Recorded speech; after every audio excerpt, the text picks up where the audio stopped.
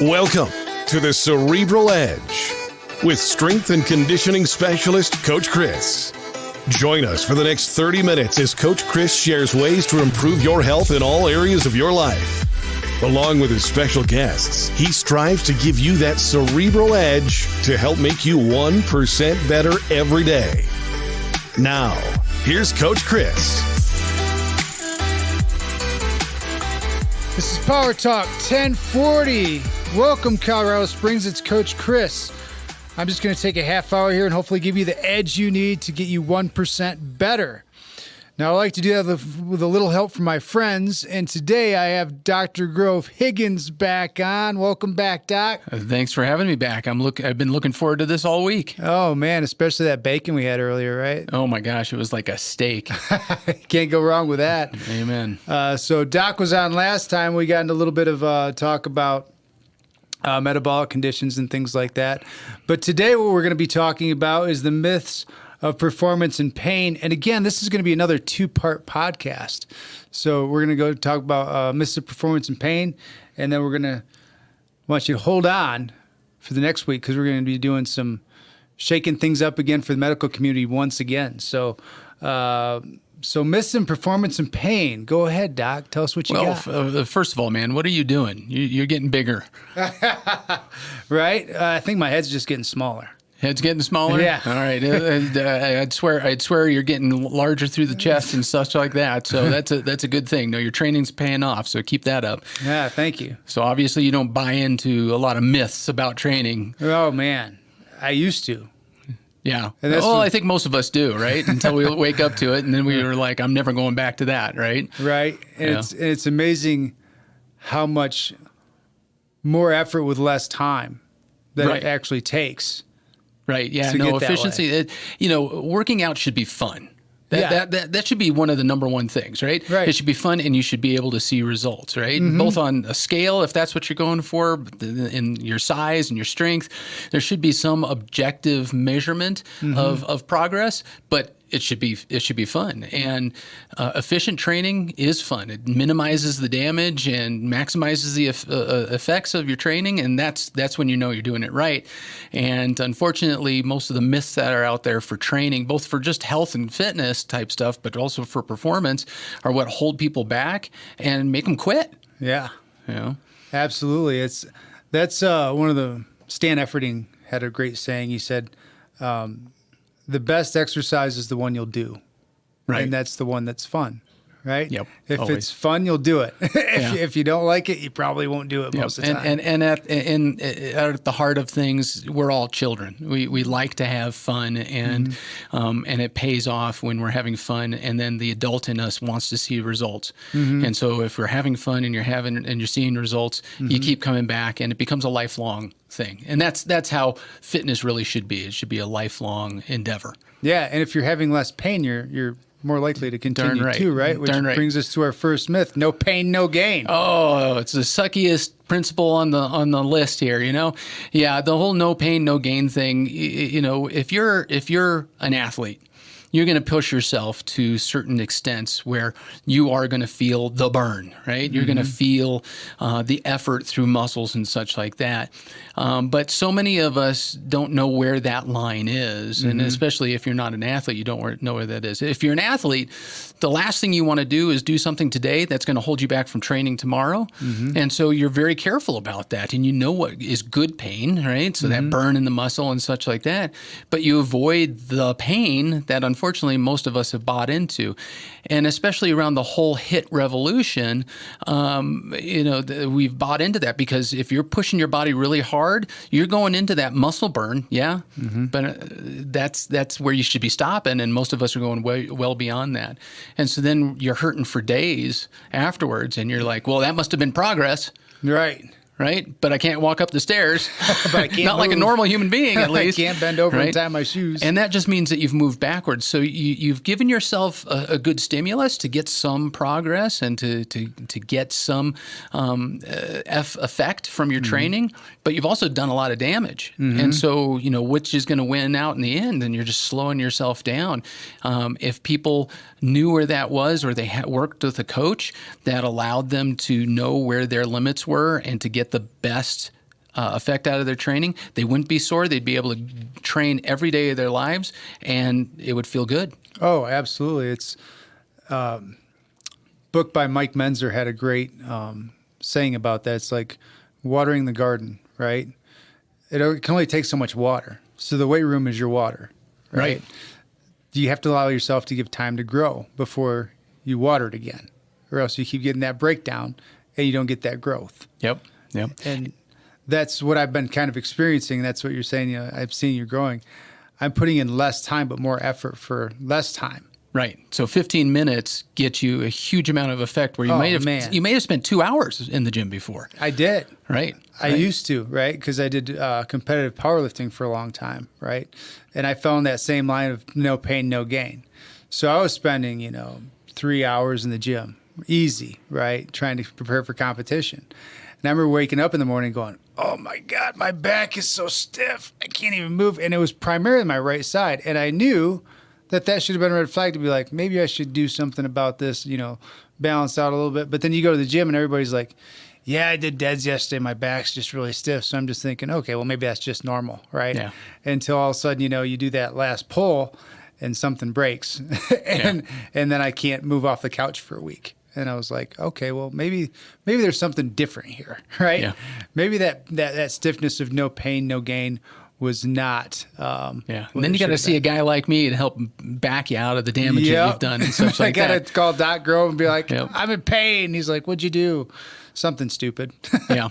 And then as we get older, the excuse that people buy into from that is I'm just getting older. Yep. And that's a terrible myth as well. The pain, age does not equal pain. Ever. In fact, if you're doing it right, you're being smarter in the gym and you're walking away with less pain and you're maintaining great muscle, keeping your weight down and everything like that. A good friend of mine and a sports science guru, Ellington Darden, he's in his 70s now, and he says when asked, he's like, yeah, I tell my 18-year-old self to exercise like he's 72, so when he's 72, he can work out like he's 18. Mm-hmm. Interesting. Yeah. Say that one more time. Yeah. So when asked, he said, I'd tell my 18-year-old self, start exercising like you're 72. So when you're 72, you can exercise like you're 18. Interesting. Yeah. That's a really interesting concept to put behind that. So if I may, so people will often come to me and say, well, deadlifts are bad, right? They're bad for my back. Right. So the 72-year-old guy would say, oh, that's terrible for you. And it's like, and my response is like, well, is it the exercise that's bad, or is it you haven't built the capacity to do the exercise? Yeah. Right. So what you have to realize is exercise is planned and purposely impose damage and stress on the system, right? To a certain level, right? You gotta shake it up a little bit. You gotta damage the system a little bit so it gets stronger to a certain extent, right? That's what we're doing. We're putting a stimulus in, and it disrupts things. And so any exercise can be a bad exercise if you're doing it at too high a level with the wrong form. Your tissues aren't prepared for it. You're not fueled well or hydrated well. Every exercise potentially is bad and can hurt you. Yeah. But at the same time, I can use a barbell to rehab somebody like you and train somebody like you and an 80-year-old old lady too. Yeah. But I got to apply it right. And if I apply it right, then no exercise is bad for you and no routine is going to hurt you. But it has to be applied right. Yeah, absolutely. And that's sometimes I'll play with the wording for exercise so that way it doesn't scare them right away. Right. Because if I have a kettlebell down there, I'm like, we're going to do deadlifts. They'll go, ah! So I'll go, we'll do pickups. Right. And they're like, oh, no big deal. Right. I pick up things all the time. Right. It's like, that's exactly what a deadlift is. It's just getting yourself in the right position to pick something That's right. up. That's right. The whole part to exercise outside of running and cycling and things like that is Mongo pick heavy thing up, Mongo put heavy thing down. And that is really the basis of all weight training that's out there. It's just how you're doing it to get the result that you want that's the art. Yeah, absolutely. And then the opposite side of that, we have this interesting concept of 10,000 steps per day, right? Yeah. As long as I get my 10,000 steps per day, I don't have to do anything else. Right, and that's actually a great place to start. The 10,000 steps is great. If every American did 10,000 steps, they wouldn't have the problems that we're going to talk about the next episode that we get together on, or at least it would really reduce it. Right, there would be so many more healthy Americans and such. But that's not where it stops. That's where it really starts. And so if you're doing 10,000 steps a day, I totally applaud you, and I encourage you to get 12,000 to 20,000 if you can in there. There's other things you can do that are more fun, right? Yeah. But it's a low-level thing, and walking is one of those things that everybody needs to do. And if you want to be walking when you're 80, 90, 100 years old, you better be walking today. And so it's probably one of the most important things you can be doing. But 10,000 steps, is found on research that people that walked a certain amount had a certain amount of health, and so they generalized 10,000 steps was the key. And again, I think that's a good place to start, but you got to go beyond that. Yeah. I mean, you have to stress muscle tissue for it to stay healthy, right? For things like most definitely. For things like sarcopenia, right? So muscle wasting basically is the disease, Right. that we're seeing a lot more in 50s, 60s, right? Oh, easy. All of a sudden people are losing muscle tissue and they're finding it hard to pick up a coffee cup. Right. I was talking to one guy that works here, and he was saying his uncle was trying to pick up softball again and hasn't worked his shoulders at all. He said, looks like he's got, 2 slumped shoulders. And he said he couldn't hardly even throw a softball at that point. So it's like 10,000 steps is a great place to start, but you have to have that mechanical stress, right? Most definitely. And you've got a whole body that you have to be stressing at one level or another. Because it's that old saying, if you don't use it, you lose it, right? Amen. Cool. So then we have weight loss is essentially coming down to burning calories than you consume, right? There's another one. The old equation, calories in, calories out. And what's very frustrating with that, you can go to just about any gym in America and see a bunch of, and forgive me if you're one of these, and it's no offense here, but if you're, a female over 40 and you're trying to lose weight, there's a ton of you on treadmills with your Diet Coke in one hand and you're on the treadmill just sweating away and losing not a pound. Right?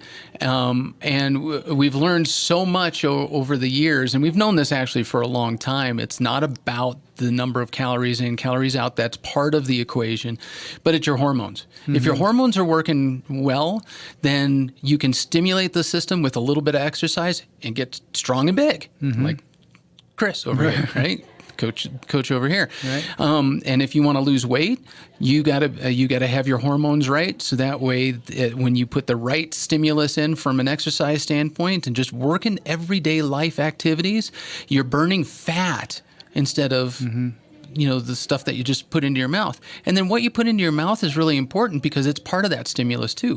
Food is a stimulus. Food goes in and tells your body something, and hormones light up to help address that. And exercise is a stimulus. It goes into your body, lights up hormones, and then your body responds the way that you want. So if your testosterone's good and your thyroid's good and we're stimulating those at just right, we can get any result that you want at any age. At any age. So young guys up to 26, that's your prime time for building the most muscle the fastest. It's exciting because you can build it super fast. So do it right there and then, and treat yourself right on the food side and on the exercise side. You'll get really strong. And then at 50, 60, 70 years old, same thing. We can wake a lot of those systems up if you've been lazy, and get you back to losing your weight, getting your strength back up, and feeling like a real man or a really vital lady, if that's which way you're going, right? Absolutely. That's what I work with a lot at the clinic, is that they'll come in and they'll just kind of have this defeated mentality. It's like, I'm just getting older, so that must be it, right? Yeah. And all of a sudden you put them through a little bit of metabolic exercise, and they're like, wow, I feel a lot better. I was able to play with my kids all day, and I wasn't tired, right? Or for instance, Dave over here was able to carry a couple big toolboxes up a hill and go, man, before I would have to stop like 2 or 3 times before I did that. Right. So all of a sudden you get those systems working right, And man, you can come back more than you think. Yeah. And two ways that you can tell if your hormones aren't working right and that it's a problem is two things. You're not getting results from your exercise and you're dieting and you're just not losing weight or whatever goal you're trying to go for. Or it's taking a lot more willpower than you feel like it should. A lot of people blame themselves for not being able to get results and not being able to diet the right way and whatnot. But when your hormones are off, everything seems harder. So Good. eating right is harder, getting to the gym is harder, everything's harder, and everybody blames themselves for, just being a wimp and not having enough willpower. Hey, let's target the right problem, fix that problem, and then it becomes easy. That's great. I want to get into more of that when we come back. But great info today on the Cerebral Edge. I'm Coach Chris. My guest today is Dr. Grove Higgins from NeuroAthlete. Let's take a minute to pay some bills. We'll be right back. This is Power Talk 1040 KPPF.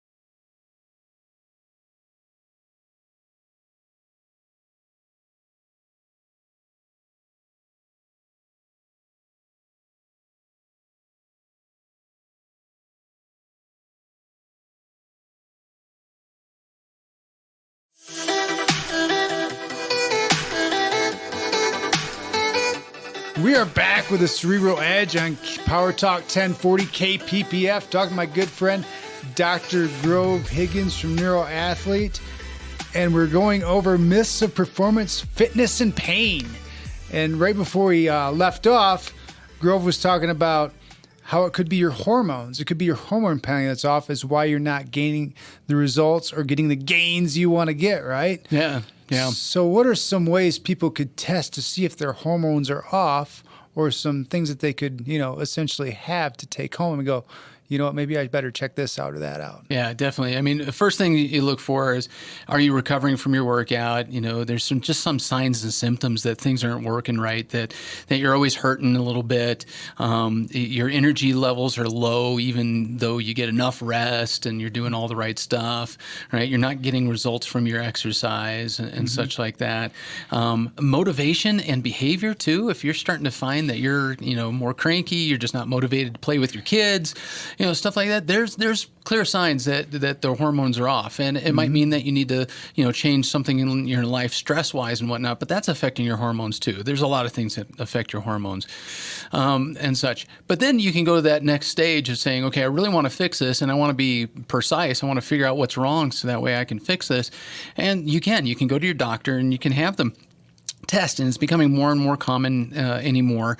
Get your testosterone and other hormones tested. Get a full metabolic panel, which is things like thyroid and thyroid stimulating hormone and such like that. Because if your hormones are off, nothing works right. You put good food in your body and it doesn't respond to it. You put good exercise in your body and good rest and all these good things, and nothing really works well. So if you're getting to this point where you're just like, am I just getting old? No, your hormones are probably off, right? I had a young lady come in, just 31, a couple days ago, and she's having focus issues and brain fog and anxiety and blah blah blah, all these things, and she did get a diagnosis of some ADD, ADHD type stuff and things like that. But we're sitting down, we're talking about it. And start talking to her about all of the things I just mentioned and how's her gut feeling and such like that. And I'm like, let's get your hormones checked, because you can put the right drug into the body, for the ADHD or for anxiety and depression and whatnot, and it still doesn't work. And guess what? Hormones aren't working. It's like putting, having the soup that isn't made right. It's not going to taste good, and you're going to throw it away. And that's what your body is. It's a collection of really complex systems and such like that don't need to be complex. once you know what's wrong and you fix those problems. And then everything starts getting easier, and you want to play with your kids. You want to go to the gym. I can't tell you how many firefighters I've worked with over the years where they're just like, my job is physical job, but I hate going to the gym. It just takes so much energy. I don't have nothing to, and then I hurt afterwards and such. And we start getting these things fixed, and all of a sudden they find themselves in the gym. They didn't even think about it. No. They just have all this energy and they want to be in the gym. And then I have the wife that calls me up or sends me and says, I haven't told my husband this, but I think you saved my marriage. And my husband now is understanding. He's kinder and calmer and things like that. So it can affect so many parts of you. And so don't start blaming yourself. But as soon as you start hearing other people saying, "Boy, you're a mean son of a gun," or "You're ornery," or "Why are you so depressed?" and stuff like that. Okay, think the hormones first, and go get some tests. Ask your doctor, and if they won't help you, go someplace that will. Yeah. So what are some of the primary hormones that you find are off more often than not? Well, we're finding a lot of people, and this is men and women, testosterone's off on a lot of them, but that's usually a hormone that's off. Thyroid is really a big one, but and we'll talk more about this in future episode. Most people are having problems with insulin management. They're getting too many carbohydrates, too much food in, and they've become insulin resistant. So nothing works right, right? And everything's uphill and such. And then you can go and you can get testosterone supplement put in, bioidentical hormone put in that should be helpful, and it helps initially, and then all of a sudden it kind of fizzles and such like that. Those are good signs that your insulin's off, your metabolism's off, and there's a bigger problem that needs to be addressed. Yeah, there oftentimes seem to be, symptoms that people treat instead of the root cause. Right. Yeah, exactly. Yeah, the proximal symptom versus the ultimate cause. If you're going after the cause, you're going to fix the symptom. But unfortunately, medicine tends to, and people tend to go after the thing that's most obvious. Yeah. So I have low energy, so I'm going to put caffeine in. Okay, good. What next? Now what? Right? We haven't fixed the problem. You don't have a caffeine deficit. There's no such thing, right? Yeah, people say adrenal burnout, and it's like you have enough adrenaline in your body to fuel you for 300 years. Oh, amen. And people understand that. Yeah. And testosterone's the same thing. I mean, if your testosterone's fallen off, there's got to be a cause. And so just putting testosterone in doesn't fix the cause. It supplements a deficiency, great, but what next? Right. What next? So then it's the same thing with people when I hear back pain, right? So here's another one that I've got, right, is one of the myths is that core exercise is all you need to keep from having back pain. Right. And the back is one of those areas that has referrals from your gut and the viscera, all the organs in your soft spots in your chest and abdomen can refer to the low back. There's a lot of mechanical things that can go wrong in the back, and sprains and strains and all that. But emotionally, guess what? Because all human beings will have back pain, we're good at back pain. Yeah. So then when you're stressed, guess where your brain tries to get your attention sometimes? In your back. Right. So, getting a strong core is super helpful, but you have to be able to move well first, and then getting you strong, breathing well, and then addressing all these other issues that we've talked about. Because, you might need to have somebody look at your gut and say, what's going on there, man? Yeah, absolutely. I can't tell you how many people that have bad guts and they just chalk it up to, I'm just getting older and I can't eat that anymore. Right? And no, there's a problem there. And if you're having back pain and you have gut issues like that, tummy ache after you eat bread, or you can't eat greasy food anymore, things like that, your gut's wrong, and it might be causing your back pain too. And again, that's what kind of gets me so angry is that people look at just symptoms and they don't sit there and look for the root cause. Yeah, but I mean, you being a lay person across the table from me here, how would you know? Right? How would you know? You trust your doctor, you trust you trust the health professionals that you go to know. But they get caught up in it too, unfortunately. Right. And because they are pressed for time and they have a volume of patients that they need to see every day, unfortunately, the human element pops in, and you go to the lowest common denominator cause and you throw a dart at it, hoping that you're going to hit it. Right. And if you do, great, we fixed it. Right. but you don't go any farther. Don't go any further than that. Right. So you just take Prilosec and your stomach gets better, and guess what? Your back pain goes away too. Wow, that's weird. Mm-hmm. You know? Yeah. Or it's like, well, maybe it could be from dysfunction of other musculature, right? Like say glutes, right? Right. So glutes is like probably 90% of the people that I have with back pain have a glute deficit. Right. And all of a sudden you fix that, and then they're a lot better, and they can reflexively stabilize. But you go to your doc, and they're like, "Here's a pill." Right. They're like, "How come they don't know how to fix this problem?" It's like, well, they're really good at medicine, but they're not really good at human movement. Right. And there's too many things to look at all at one time. Yeah, absolutely. Well, man, this has been great. Thanks for coming on, Doc. How do people get a hold of you? Yeah, they can go to NeuroAthleteChiro.com, or they can call us up at 719-225-4949. We do free consults for people if they're curious as to whether or not we can help them. We can do those online and virtually, or we love doing them in person because a lot of times being right there, being able to see it and see how you move tells us just a ton and whatnot. But reach out to us one way or the other. Even if you just have questions, we'll entertain them, and we'll see if we can put you on the right track. Oh, absolutely. Doc is amazing at what he does. He's helped me several times for sure when I can't figure out what's going on with me. And as always, if you want to get a hold of me, you go to CerebralEdgePerformance.com. If you have questions for the show, just type in Cerebral Edge, the number 1 at gmail.com. That's the email. Email me with any questions that you might have. This has been the Cerebral Edge on Power Talk 1040. Thank you so much for joining me today. I hope that what you heard today will help make you at least 1% better, because 1% better every day adds up.